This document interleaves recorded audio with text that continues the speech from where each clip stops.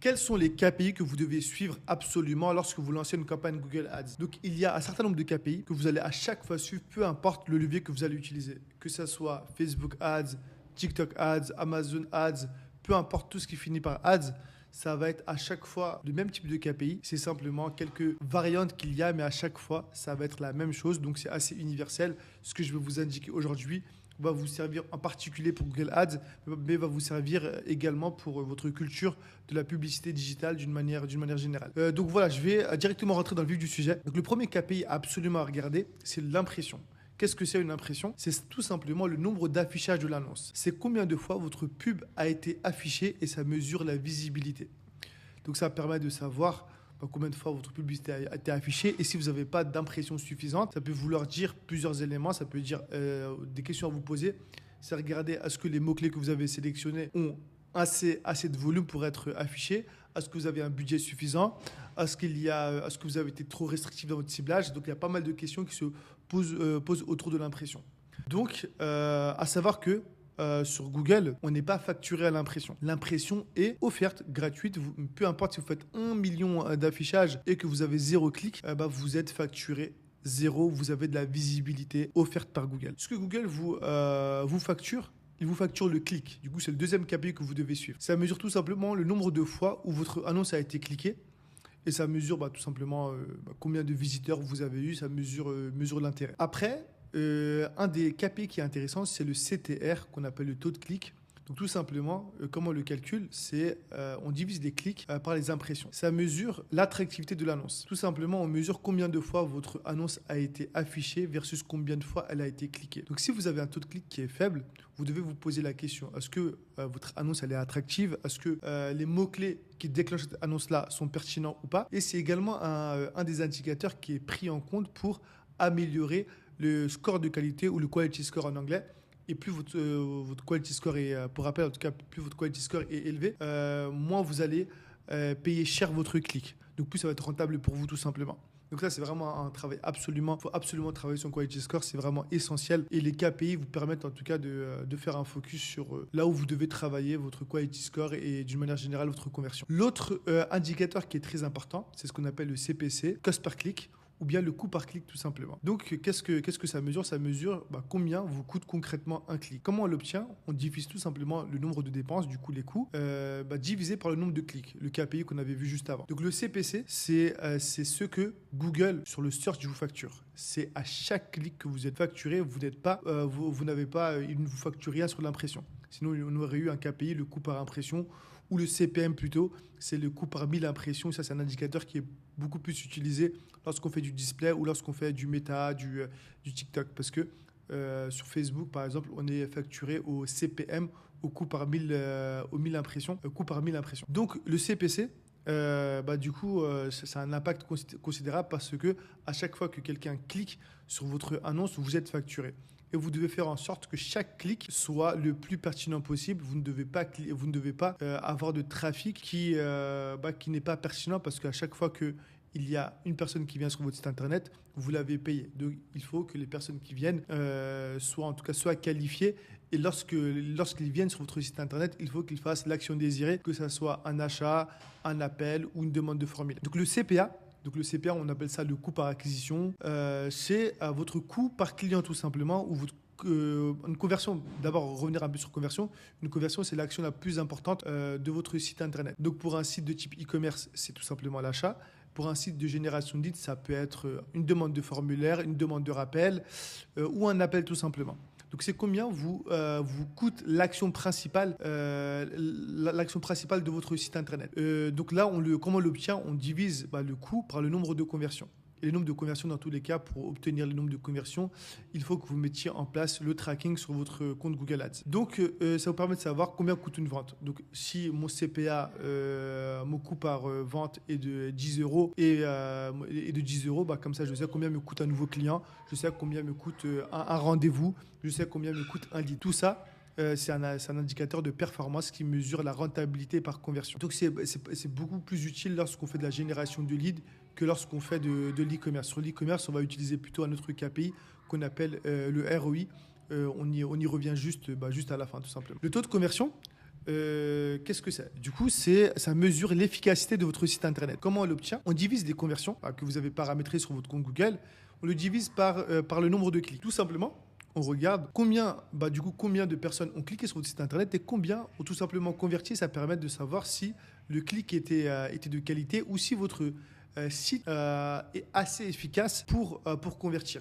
Si vous avez un taux de conversion qui est faible, on va dire que sur l'e-commerce, on va dire que si on est à 0,5 ou moins d'un pour cent, on va dire qu'est-ce qui fait que mon taux de conversion est bas? Est-ce que c'est la qualité du trafic qui est mauvais, ou bien il y a des bugs sur le site internet, ou bien mon site internet est lent et vous devez améliorer votre taux de conversion pour justement, vu que chaque clic vous le payez, il faut que votre taux de conversion soit le plus haut possible pour le rentabiliser. Parce que le clic, vous l'avez payé dans tous les cas, peu importe s'il convertisse ou pas. Donc voilà, du coup, on va dire c'est la deuxième étape. La première étape, c'est entre l'impression et le clic. Après, c'est entre le clic et la conversion. Du coup, pour le mesurer, c'est le taux de conversion. Vous avez le CTR pour mesurer la performance de votre annonce et des mots-clés. Et après, vous avez le taux de conversion pour mesurer l'efficacité du site internet, du coup, entre les clics et l'achat. Le panier moyen, ça vous donne simplement la valeur moyenne d'une commande. Ça, c'est beaucoup plus suivi en e-commerce. Ça permet de savoir justement quel est le panier moyen et quels sont les mots-clés ou les campagnes qui ont le panier moyen le plus élevé. Donc, d'une manière générale, il faut essayer d'augmenter le panier moyen par différentes techniques, soit en mettant en avant directement les produits à forte valeur ajoutée, ou bien tout simplement, vous voyez sur les sites internet, il y a du cross-sell, des produits associés, etc. Tout un tas de techniques pour faire augmenter le panier moyen. Et ça vous permet du coup d'augmenter, en tout cas d'alléger votre travail. Parce que si vous avez des commandes avec un plus fort panier, derrière, en termes de logistique, en termes de support client, etc., vous avez moins de travail et vous pouvez plus facilement scaler. Donc, panier moyen, c'est vraiment quelque chose à suivre. En fait, on peut le suivre d'une certaine manière pour le lead également, mais ça nécessite le fait d'intégrer tous les data CRM dans son Google Ads. Comme ça, vous allez avoir également pas uniquement le nombre d'appels, le nombre de formes, vous allez avoir le nombre de rendez-vous, le nombre de clients, et également le panier moyen par client. Mais ça, j'en ferai une vidéo plus spécifique sur ça prochainement. Donc la valeur de conversion. Donc là, la valeur de conversion, tout simplement, c'est votre chiffre d'affaires généré. Et c'est simplement la valeur de votre conversion. Une conversion, comme je vous avais dit, c'est l'action la plus importante. Et on va dire tout simplement, c'est le chiffre d'affaires. Et qu'est-ce que ça permet de savoir? Ça permet de savoir combien de chiffre d'affaires vous avez généré, tout simplement. Aussi simple que ça. Et le ROI et le ROAS, pour moi, c'est la même chose. Et ça vous indique la rentabilité. Donc si vous avez un ROI de 3, ça veut dire que lorsque vous dépensez 1 euro, vous générez 3 euros de chiffre d'affaires. Comment on l'obtient? On divise le chiffre d'affaires, du coup la valeur de conversion, on la divise par le coût. Valeur de conversion divisée par le coût, c'est un des KPI, je ne l'ai pas mis ici, mais vous l'avez de base. Donc tout simplement, toutes les actions que vous faites, notamment pour un site e-commerce ou même un autre type de site, c'est pour augmenter, c'est pour avoir la meilleure rentabilité possible et le meilleur chiffre d'affaires possible. Donc vous voulez dépenser à chaque fois le moins possible pour avoir le plus de chiffre d'affaires possible et en ayant également le chiffre d'affaires le plus gros. Donc les deux KPI, en vrai, lorsque vous gérez un business, vous devez suivre le chiffre d'affaires généré parce que vous devez générer le maximum de chiffre d'affaires avec la meilleure rentabilité possible. Si vous générez beaucoup de chiffre d'affaires, mais en fait, vous dépensez quasi autant que le chiffre d'affaires que vous générez, au final, vous êtes à perte. Donc, la rentabilité est quelque chose à vraiment suivre. On la mesure avec ce KPI qui est la valeur de conversion divisée par le coût qu'on appelle le ROI. Après, il y a la version le ROAS, mais le ROAS, c'est simplement le pourcentage. Le pourcentage, ça veut dire que au lieu de dire une rentabilité de 3, on va dire 300%. Quand on vous dit un ROAS de 300%, ça veut dire que lorsque vous mettez 1 euro, vous générez 3 euros de chiffre d'affaires. Donc, c'est vraiment la version en pourcentage plutôt. Donc, voilà, ça, c'est vraiment les KPI que je vous recommande de suivre. Et tous les autres KPI que je vous ai montrés, ça sert pas forcément à augmenter votre chiffre d'affaires et augmenter votre rentabilité. Tous les autres indicateurs ont pour objectif final d'augmenter votre rentabilité et de faire plus de chiffre d'affaires. Par exemple, si on arrive à baisser notre coût par clic, forcément, le clic va nous coûter moins cher. Qu'est-ce qui va se passer? Pour un même budget, on va générer plus de chiffre d'affaires et on va vers une rentabilité qui est beaucoup plus grande. Si on arrive à augmenter le taux de conversion, pour le même pour le même budget ou le même nombre de clics, on va également générer plus de chiffre d'affaires et on va avoir une rentabilité qui sera meilleure avec un même budget. Donc voilà, ça c'est des éléments que vous devez absolument suivre. Une fois que je vous ai indiqué comment suivre justement, quels sont les KPI que vous devez suivre, maintenant la question c'est comment les avoir sur l'interface. Pour ce faire, en fait, vous devez vous connecter sur votre compte Google. Vous devez tout simplement cliquer sur campagne, colonne, personnaliser, vous cliquez sur le crayon. Et ici, vous allez avoir tous les KPI qui sont disponibles sur Google Ads. Et ceux que vous devez ajouter, vous devez simplement le cocher et vous verrez que ça va apparaître sur la fenêtre de droite et vous pouvez choisir l'ordre tout simplement. Donc, vous devez tout simplement sélectionner les KPI que je vous ai indiqués. Du coup, par exemple, l'impression, c'est les impressions que je vous ai montrées. L'interaction, c'est les clics. Taux d'interaction, c'est le taux de clic. Coût moyen, c'est le CPC tout simplement. Le coût, c'est le nombre, c'est les dépenses, c'est combien vous avez dépensé. Coût divisé par conversion. Pour rappel, c'est la formule du CPA, votre coût par client. Donc c'est combien me coûte un achat, combien me coûte un lead.